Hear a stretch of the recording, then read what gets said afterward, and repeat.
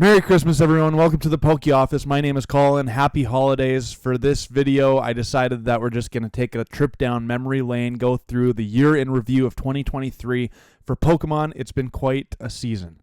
So we're just going to have a conversation about it. We'll probably rip some cards at the end of the video, talk about everything that's happened, and yeah, so let's get into it. So starting off, what a season for Pokemon.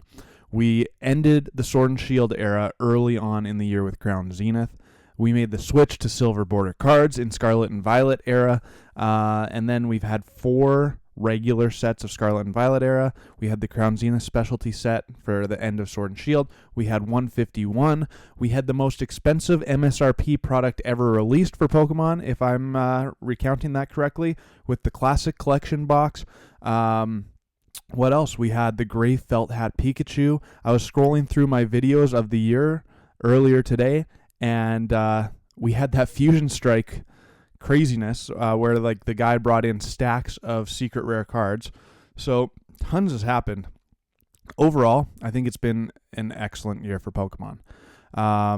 So here's my perspective. I came in 2022, mid-year 2022, kind of in between Astral Radiance and Lost Origin, kind of with maybe I was in the later wave of people coming back into Pokemon through COVID and through that whole collecting boom. What happened? So I've told you before, during COVID, I got really into Funko Pops, and then I started ripping up some Pokemon cards. Not ripping up, I started ripping into some Pokemon cards, and then got really, really into it quite quickly. And then I started watching PokeRev, and I started being really naive to the fact, oh, I maybe want to start a channel. There's not very many people doing it. Obviously, there's tons of people doing it. But got into that. And so right at the end of 2022, we had Lost Origin and we had Silver Tempest. Sword and Shield era was booming. The Pokemon industry was booming. There was lots of reprints happening. Evolving Skies was still in the infancy stage of being the crazy set that it's been. And now we jump into 2023 and end Sword and Shield era off with a total banger in Crown Zenith. So that's where I want to get started. I got a couple just visuals for you. Crown Zenith released on 20th of January 2023, and here's the top 12 cards of Crown Zenith. We'll start in the bottom right because that's the 12th most valuable card. So Irida, really cool card. Irida is a really popular one from Astral Radiance as well, and a really, really expensive waifu card in Japan. I mean, it's not that expensive, but it's one of the top cards. Then we got the dogs, the Suicune, Entei, Raikou, all 3 really cool cards. Then we got the Glaceon, probably my favorite artwork of the set. Elisa Sparkle is the one regular Crown Zenith card in there that's not Galarian Gallery. Then we got the Leafeon V-Star, the 4 gold cards, Dialga, Palkia, Arceus, and Giratina, and right in the middle of the 4 of those is the Mewtwo V-Star, the opposite perspective where he's fighting Charizard. Unbelievable set. And so with Crown Zenith, I don't even know. I think personally Crown Zenith was where everything changed because you had this 70 card Galarian Gallery. It was unbelievable. Brilliant Stars, Astral Radiance, Lost Origin, Silver Tempest all had 30 card sets of Trainer Gallery sets. And then Galarian Gallery comes with 70. So it's holy cow, there's so many amazing cards to pull in this set. And the pull rates were absolutely amazing. Really, really fun. I think Crown Zenith is a total banger, and I think it's going to do really well in the future. But I think that's the leading charge where now in Scarlet and Violet era, we have these illustration rares. So crazy name changes. They changed everything in terms of how you identify cards, because now you have the actual set identifier on Scarlet and Violet era. You have I don't even still remember 2 silver stars for an ultra rare, 1 silver star for a double rare. I don't know. You'd have to tell me. 2 I think it's 1 gold star for an illustration rare, 2 gold stars for a special illustration rare, 3 gold stars for a hyper rare. I think that's the way it is. But anyways, like Galarian Gallery brought all these amazing artworks of Pokemon in their like actual settings, not just like a typical background. And now in Scarlet and Violet era, we have all these amazing illustration rares where Pokemon are in their habitats or they're doing something, or like we're jumping ahead a little bit, but the Ralts evolution line where Ralts, Kirlia, Gardevoir are growing up with their family. Oh my goodness, just think that's so amazing. So Crown Zenith, in my opinion, was kind of the catalyst that just like brought us into Scarlet and Violet era. So speaking of Scarlet and Violet era, let's get there. Scarlet and Violet era started on 31st of March 2023, and by all accounts, was anyone really expecting anything crazy out of the base set of Scarlet and Violet? It always introduces some new Pokemon. So we have like the two legendaries, Miraidon and Koraidon. You got the new trainers. You got the new Pokemon out of Paldea. And I don't know, Scarlet and Violet base set, it wasn't a disappointment for me, but it definitely wasn't like a, oh my goodness, this is the best thing since sliced bread moment either. So here on the screen we have the top 12 cards. We got Slowpoke, which actually I really, really like. Then we have that Gold Miraidon. A couple trainer supporter cards like items, the Rare Candy, the Nest Ball. I skipped Miriam because she is obviously the big draw out of Scarlet and Violet base set, both the ultra rare version and the special illustration rare version, which both are actually quite cool cards. Then we got that Ralts and the Gardevoir showing up here. I talked about that already, but I just think that is one of the coolest things that Pokemon has introduced, where you have these like evolution lines growing up together through the illustration rare cards into the special illustration rare final evolution. And I just think that's one of the coolest things. I've been calling them trilogies. I don't know if that's a thing or not, but that's the way I identify them. Then you also have that Koraidon and Miraidon special illustration rare, and there's two Arvins, both the ultra rare and the special illustration rare up top right. So Scarlet and Violet era started off. The things that I didn't like about Scarlet and Violet era, the cards were just really dark, and you can see some in the pictures that we just looked at. The artwork just has like that dark finish on the card, and I think they've rectified that moving forward. But Scarlet and Violet era, like that was my biggest complaint. Some of the cards looked really, really dark, and I didn't love that. We started off with Scarlet and Violet era with silver border cards, which is still like I'm used to it now, but it's still a little bit weird, especially on like the commons and uncommons. I'm still like thinking that it should be yellow, but the silver I think looks really good when you have like an illustration rare, the special illustration rare. I like the silver borders a lot. So not much else to say about Scarlet and Violet other than, hey, we just started a new era. We know from the past that there's probably going to be 12 sets. There's probably going to be 3 or 4 specialty sets of Scarlet and Violet era. So now, like in the present, we're already a third of the way through Scarlet and Violet era, which is just crazy how fast Pokemon moves. I mean, it was rapid fire in 2023. It felt like I said at the start of the video, we had Crown Zenith early on. So we actually ended up having 6 sets to purchase for Pokemon in 2023, which is like you're literally buying a new set on average every 2 months, which is crazy. Crazy on the wallet, crazy on the investing, crazy on the collecting. You almost have to really pick and choose what you're going to do. Like, not very many people can just go out there, rip packs of every set that came out and try and master the set if that's your thing, or try and build your sealed collection if that's your thing, or just try and get all the best cards out of every set if that's your thing. Like, there's just too much. So, I mean, this video isn't supposed to have like a point to it other than to just look through it.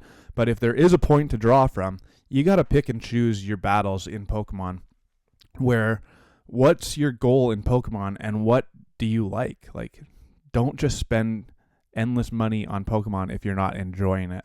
Like, if you really wanted to complete Crown Zenith, well, that's a great goal. And I keep coming back to that one comment that I still haven't found, so sorry about that. It sucks to be me.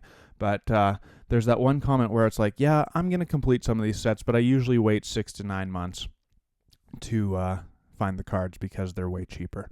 So you just got to pick and choose your battles. But there wasn't supposed to be a point to this video. It's just supposed to be me going through 2023 Pokemon amazingness. The intermission portion of this is that there was that Fusion Strike scandal. My video said it was 7 months ago, so it must have been like May. I can't really remember, and I didn't look too much into it.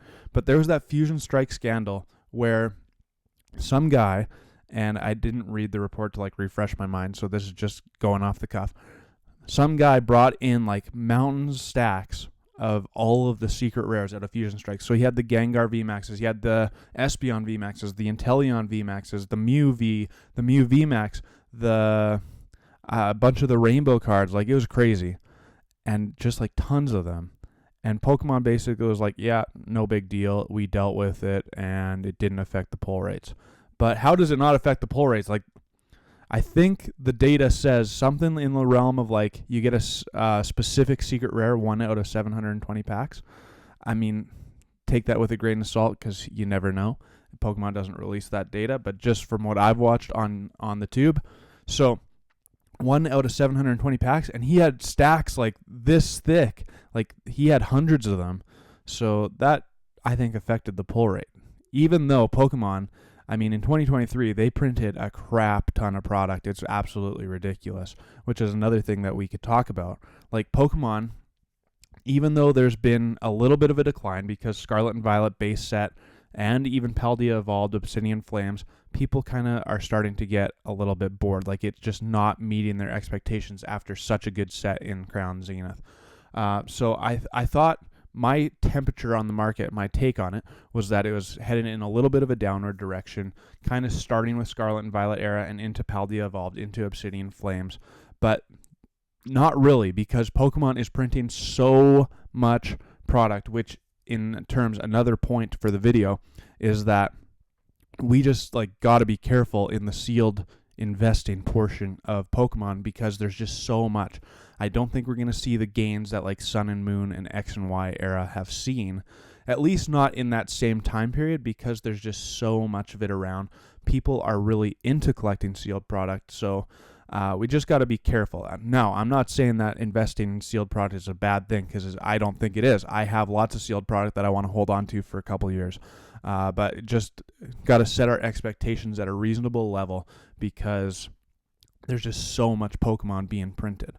Anyways, we'll get into Paldea Evolved here. So Paldea Evolved released on 9th of June. So there was actually like a bit of a wait time here in between Scarlet and Violet and Paldea Evolved. Here's the top 12 cards, starting with some. This is where artwork started getting really, really good in Scarlet and Violet era. The Grusha, absolutely gorgeous. The Mousehold has done really good over the last 6 months or so because it wasn't that popular of a card early on. Then you got the Tinkaton Special Illustration Rare. There's 3 illustration rare cards. I mean, I guess you could include the Mousehold, but 3 that I thought were going to be total bangers in the set when it first released. It was the Raichu, the Tyranitar, and the Magikarp. Magikarp, I think, we'll see on one of the upcoming videos because we've been doing the best artwork poll to figure out what's the best artwork of 2023. But my take on it is Magikarp is the best artwork of 2023. Hands down, I think it's the coolest card that Pokemon has released in 2023. But then you have also the Chi-Yu, a new Pokemon. You got the Chien-Pao, Special Illustration Rare, new Pokemon. The Squawkabilly, love that card, Special Illustration Rare. You got the 2 Ionos up top, and then Super Rod as well. So pretty cool lineup. I think Paldea Evolved was that set where everyone was like, it's the second set of an era. Rebel Clash did absolutely terrible, and it wasn't very good. I can't even remember what the second set out of Sun and Moon is off the top of my head, but didn't do very good. Was it Crimson Invasion? I can't remember. Not very good, though, anyways, whatever it was. So we're thinking Scarlet and Violet era set number 2, not going to be all that good. And in the grand scheme of things, I think Paldea Evolved is awesome. Like, there's tons of cards that are really, really fun.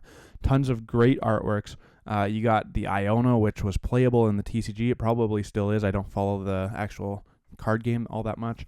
You got the Magikarp, which is like a very, very sought-after card and kind of hard to pull, it seems like, even though it's just a regular illustration rare. the Tyranitar doing some damage in terms of people's liking it. So I think Paldea evolved. There's a ton of cards that aren't even on the picture that we just looked at too.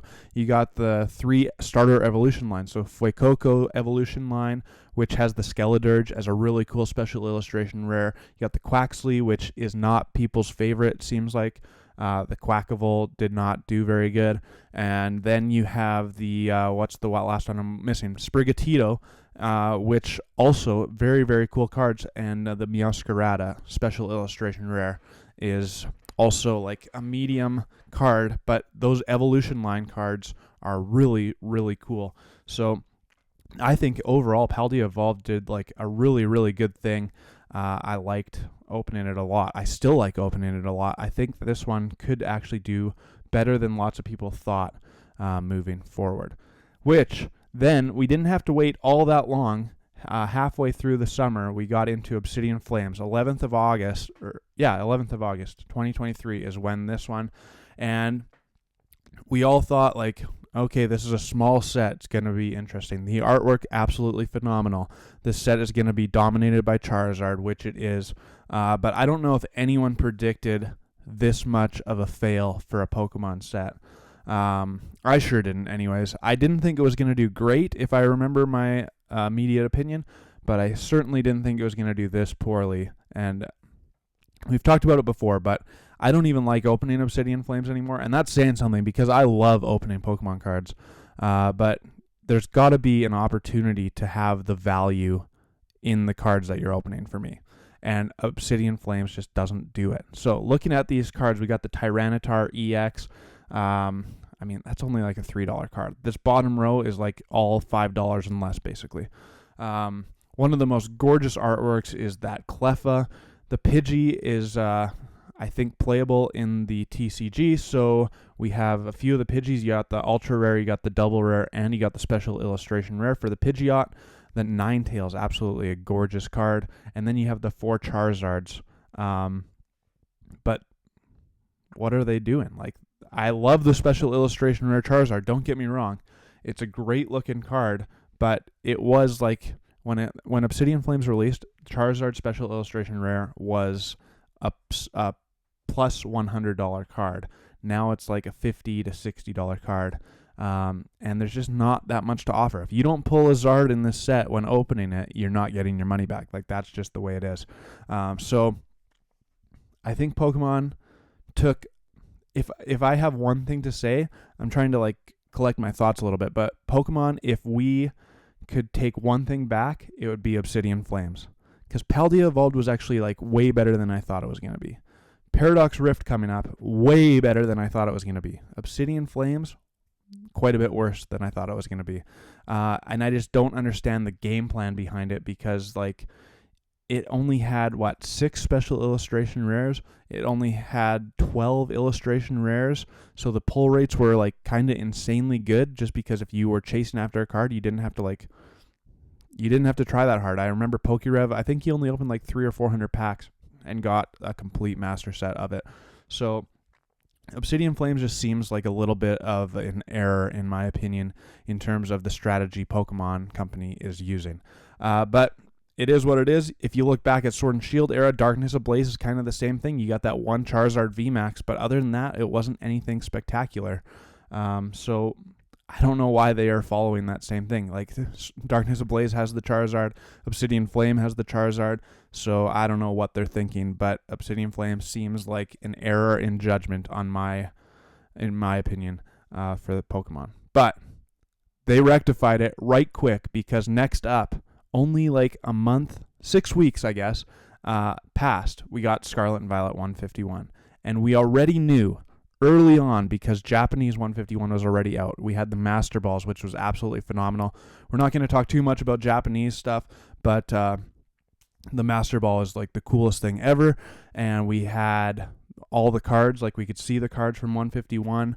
Absolutely amazing. We had the starters from Kanto in the evolution lines. So we had Squirtle, Wartortle, Blastoise, Charmander, Charmeleon, Charizard, Bulbasaur, Ivysaur, Venusaur. Absolutely gorgeous. And then it came out in English, and my oh my, I don't get bored of this set. This is one nostalgia tingles all over the place, gorgeous artwork all over the place. I've seen some comments recently on the channel here that you're like, yeah, 151 is mid. I just completely disagree with you, which is totally fine. You can disagree with me all you want to, and I'm totally happy with it, but 151 is not mid at all for me. I think it is almost perfection. If anything, I would have loved to see a few more illustration rares, a few more special illustration rares. Like, I would have liked to see a really big set out of it where you're really chasing the Charizard or you're really chasing the Blastoise. There could have been some cool stuff happening, like they could have made a Mewtwo special illustration rare. They could have made a Gengar special illustration rare. Or I would love to see them do all of the 151 Pokemon in illustration and special illustration rares. I think that would be really cool. Even though Pokemon Company, like whether you grew up with the original 151 or whether you've got in later, Pokemon definitely tends to fall back on the Kanto Pokemon all the time and always like the starters. So Charmander, Squirtle, and Bulbasaur lines always get the new treatment and whatnot. But I mean, that's what keeps us interested, honestly. For me, like, it always adds a little bit of extra spice level when we're talking about the Kanto 151 Pokemon. Actually, my favorite artwork of the set is this Zapdos EX. Absolutely brilliant artwork. Really, really cool. And yeah, so crazy. This was a good change in my opinion. So, like I was talking about, we had Obsidian Flames in August, and then only 6 weeks later we had 151 come out, which was great, even though it was really hard on the pocketbook. And we'll just keep moving on because I've been rambling for a long time already. But hard on the pocketbook, and then we got into Paradox Rift 3rd of November. So what's that? Another 6 weeks. So within the span of 12 weeks, we had 3 Pokemon sets come out, which was absolutely crazy. So early on, we're talking about Paradox Rift, me and a buddy, and he's like, I think Paradox Rift is going to suck. I think it's going to be like Rebel Clash, Rebel Trash. And I was like, I don't know. Maybe. I was really 50-50 on the fence. I couldn't decide whether I thought Paradox Rift was going to be good or bad. And even like opening it up early on, I didn't know. And then all of a sudden I started opening it. My first special illustration rare I pulled was the Iron Hands, which is a really cool card. It's got that like unknown vibe to it from Silver Tempest. Then we did a live stream where I pulled basically every card on this list other than the top 2, and I'm still searching for those. So I've pulled the Groudon a couple times. I pulled the Parasol Lady, pulled Garchomp, pulled Altaria, pulled Professor Sada's Vitality, Tapu Koko, Golisopod, and just recently pulled Professor Churros Scenario. So I've pulled every card other than the top 2 of this set, and it's driving me nuts, to be honest with you. But they're such cool cards. Iron Valiant, love the artwork, and it's looking pretty cool. And Roaring Moon EX, also very, very cool. So one of those things where even with the ancient and the future aspect, I don't play the card game, so that doesn't matter to me so much. But just in terms of like, do I think that's cool? Is it a cool little gimmick that Pokemon is bringing in? And I kind of do, honestly. I think I like it. So Paradox Rift has like totally piqued my interest in Pokemon yet again. I mean, it was always piqued because even in Obsidian Flames, I was still loving life. I just love Pokemon, love ripping into cards, and love talking about the markets. So I'm not the greatest critic because I just love everything. It's pretty easy to get me excited. But Paradox Rift, that is the final set in English for 2023. So it's kind of crazy. It's been a long road, 2023. The channel, not that that's what we're talking about, but it's been an amazing year. So thank you all for your support. If you like the content, make sure you're subscribed, hit the like button, leave a comment. It really helps. Appreciate you all. But really, in the grand scheme of things, 2023 has been a banger year for Pokemon, in my opinion. 6 sets like we talked about.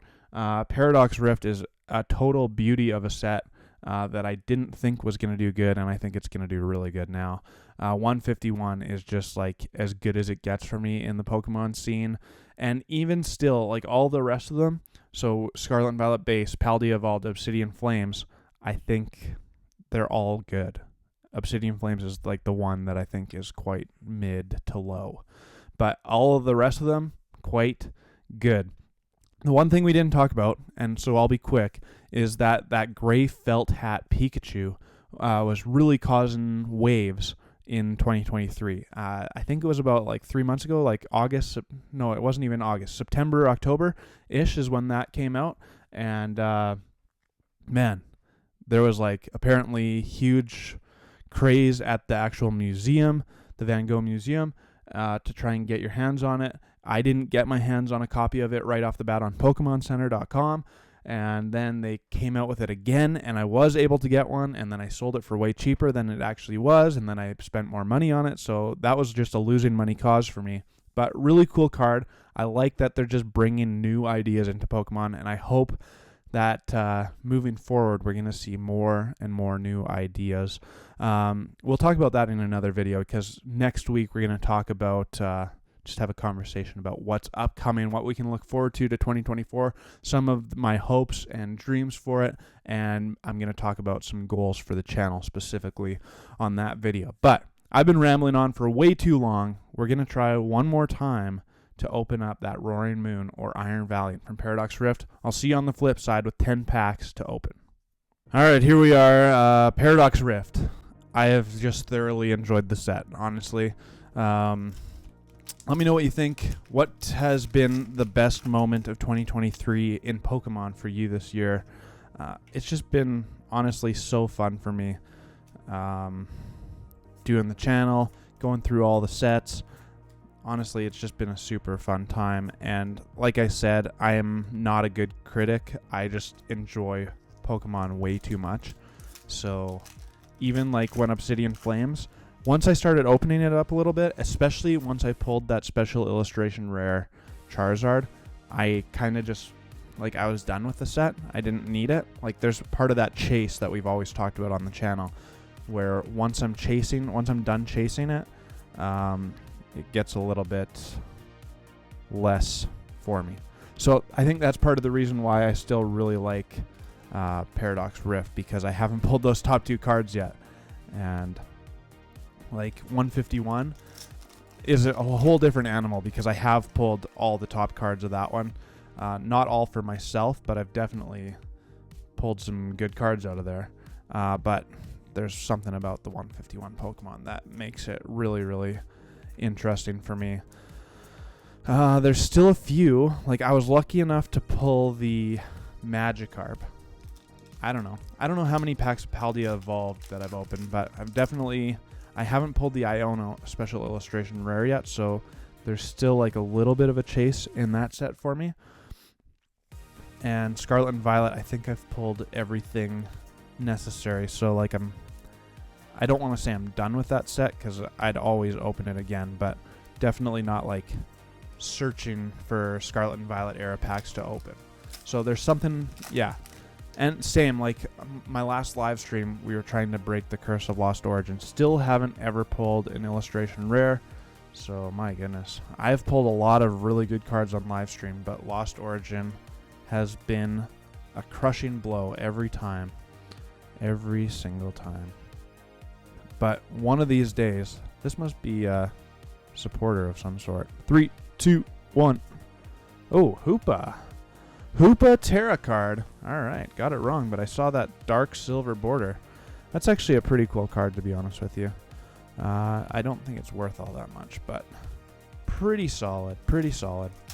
Come on, let's get something. I don't remember what I was saying, but Lost Origin, just crushing. Oh yeah, I was saying pulling that Giratina is on the bucket list. I've kind of been thinking about my bucket list of Pokemon lately, because I obviously have only been around the hobby for like, I guess it's a year and a half-ish, 2 years max. So there's definitely some things that I've missed out on. For instance, I really, really want to pull the Umbreon at some point in my life. And then the Giratina. And I think, well, now the Roaring Moon. So there's a few. Is this? No. Nothing. Sometimes in Scarlet and Violet era, those hollow energies, or not energies, the hollow cards at the back, like this one right here. I mean, you see the shine, and it still gets me sometimes. Like, ooh, I think I might have something in this pack, and then you have nothing in the pack, and then it's embarrassing. If you want to see some fails, watch some of my live streams, because I just choke it up hard sometimes, but it's all fun and games. So, nothing and nothing. Well, we got some work to do to make this a respectable video. Hopefully you enjoyed the rant. I wish all of you a very Merry Christmas and happy holiday season. Hope you get to spend lots of time with family and or friends, and yeah, just make the most of it, honestly. The gifts are not what's important. The spending time together is what's important. So I'll be spending lots of time. Both me and my wife's family live in the same city that we live in, so it's nice to be nice and close. Eat some turkey, do a little shopping on Boxing Day, and then moving shortly. So pretty quick, you're going to see a new Poke Office, which will be really fun to put together. This is the last shot at another hit. 3, 2, 1. Nothing. 3, 2, 1. Well, Bombardier. All right. 3 hits. Nothing spectacular. Still chasing those top 2 cards of Paradox Rift. Here's what we got today. The Hoopa actually is a really cool looking card. I like that one a lot. And then the Frostlass. That's going to do it for me at the Poke Office. Once again, Merry Christmas. Happy holidays. Hope you all have a great Christmas break. And I appreciate you all so much. Hopefully you enjoyed the video. Let me know down in the comments what you think about it all. How has 2023 been for Pokemon for you? And until my next one, peace!